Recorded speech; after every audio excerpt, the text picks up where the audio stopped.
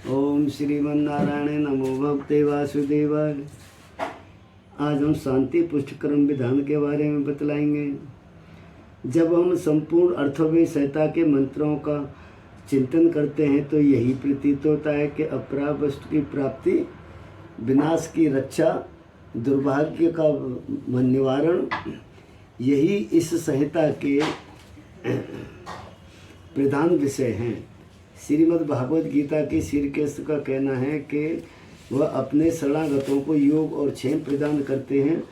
अप्राप्त वस्तु की प्राप्ति और प्राप्त वस्तु की रक्षा को योग और क्षेम कहते हैं। यही योग क्षेम अर्थवेद में से व्यवहृत हुआ है। वस्तुतः अर्थवेद के शांति कर्मों में अभिचार कर्म निहित है, क्योंकि मारण, मोहन, उच्चाटन आदि से अभिचार कर्म किए जाते हैं। उनका उद्देश्य अपना लाभ, पराये दूसरे को हानि अथवा अपनी हानि के निवारण के लिए ही किया जाता है।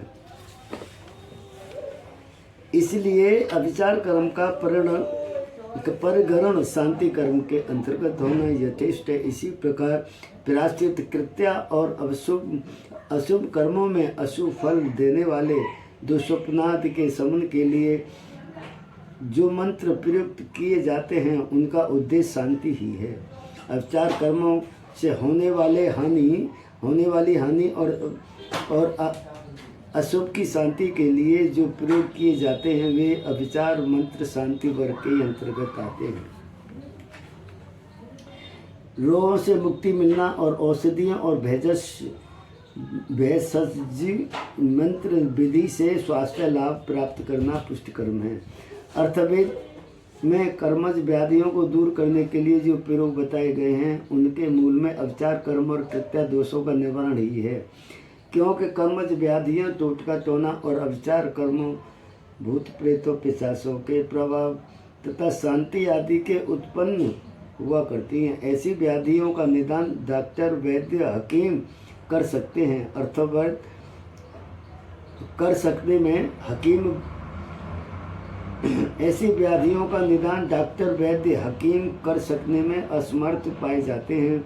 इनका निदान और निवारण अथर्वण तंत्रविद विद्वान आसानी से करते हैं। आदि व्याधि के निवारण के लिए प्रयोग करने से पूर्व विभिन्न देवताओं को आह्वान किया जाता है। जैसे जीर्ण ज्वर, काल ज्वर दूर करने के लिए अग्नि, सोम, आदित्य और वरुण देवों का आह्वान किया जाता है। ऐसे असाध्य ज्वरों के प्रयोग पीतल के बर्तन में रखे हुए काले धान के लावा खील को रोगी के सिर पर उतार कर चारों ओर घुमाकर मंत्र पढ़ते हुए अग्नि में होम किया जाता है। क्षेत्रीय वंशानुगत कुष्ठ, बवासीर, यक्ष्मा, कैंसर, मधुमेह आदि रोगों को दूर करने के लिए जो प्रयोग किया जाता है उसमें अर्थवेद के सूक्त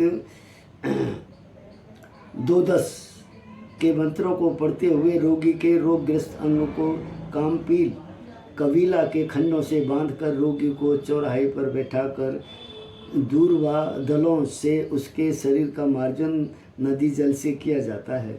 मनुष्य में क्षेत्रीय रोगगत उतनी उन्नत होते हैं जब नैसृत पाप देवता का प्रकोप होता है। नैसृत की दुर्गति और यम की पत्नी भी कहा जाता है। तंत्र शास्त्र में यही धूमावती कही जाती है।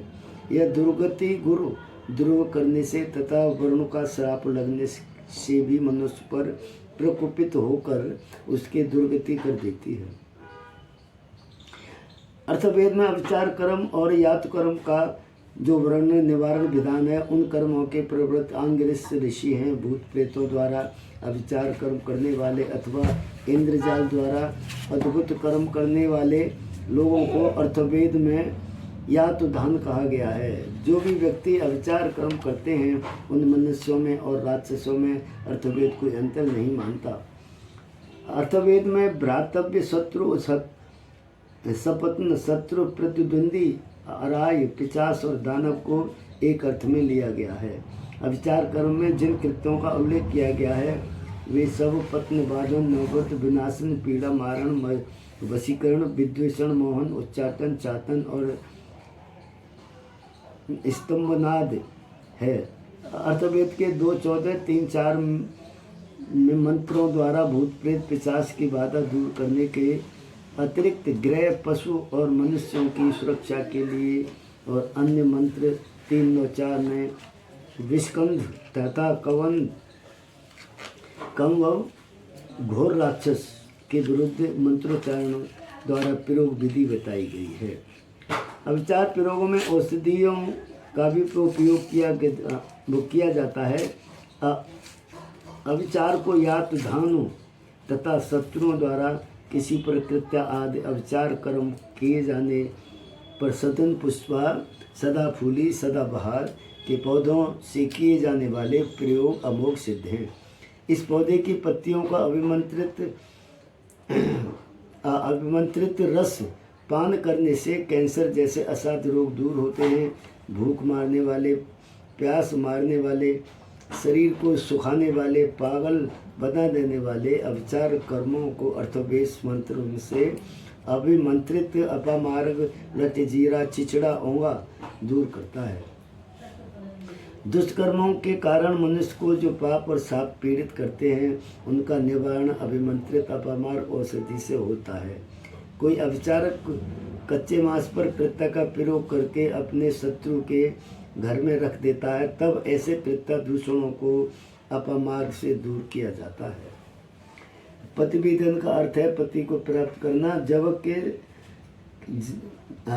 जब किसी कन्या की योग्य अवस्था हो जाने पर भी विवाह न होता हो तो उसे पति प्राप्त विवाह कराने के लिए अर्थवेद कांड 2 सूक्त 36 और कांड 6 सूक्त 60 इन सूक्तों द्वारा प्रयोग किया जाने पर निश्चय ही विवाह हो जाता है। पतिवेदन का प्रयोग करने से पहले कन्या को धान और काले तिल चबाने चाहिए। इसके बाद पतिवेदन मंत्रों से हवन करना चाहिए।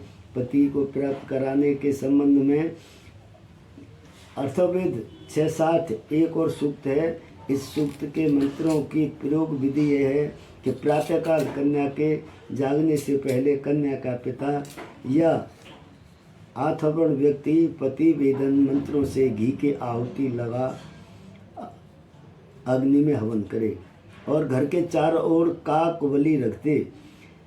कबली काला उड़द और दही को मिलाकर रखी जानी चाहिए।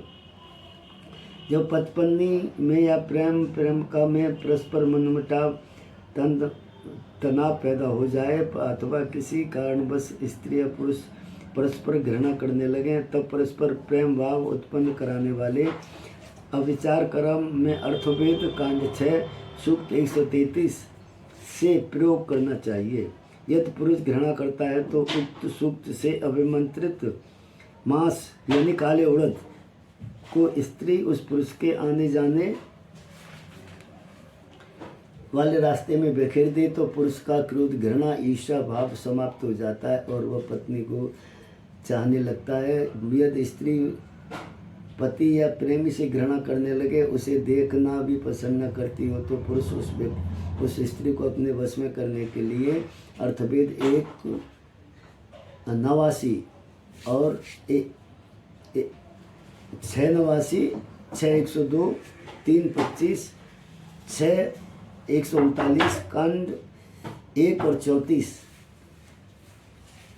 2 और 30, 2/30 के 6 सूक्तों को पढ़ते हुए समी वृक्ष की छाल, धनुष के बाण, सरकंडा का टुकड़ा, अगर तगर, अंजन और कुष्ठ कूट इन औषधियों को पीसकर स्त्री के शरीर पर छिड़क दे या शरीर को किसी भी अंग पर डाल दे तो वे पुरुष के पूर्ण आसक्त हो जाती है। शेष बात कल। ओम श्री नारायण नमो भगवते वासुदेवाय।